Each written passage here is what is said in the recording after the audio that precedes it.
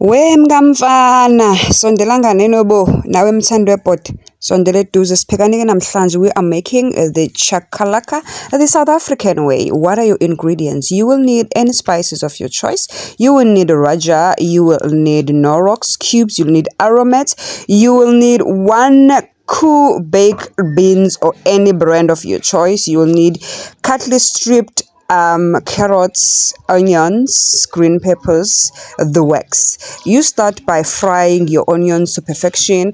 You add a little bit of raja on it, and you add your green peppers, you add your carrots, and then you keep on adding spices one after another until the mixture is nice and well mixed. When you are done doing that, the last thing that you add after the spices and the onion, you add your carrots.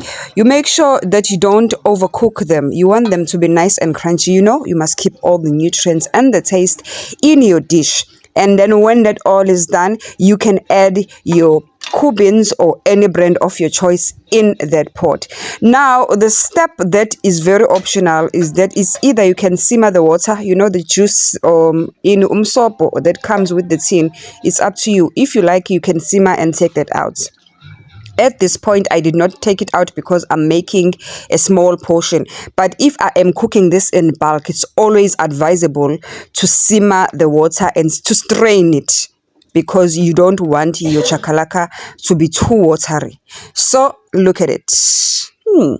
Nice and easy. Don't forget to like, comment, subscribe, share, and do join on another video for more recipes. Bye.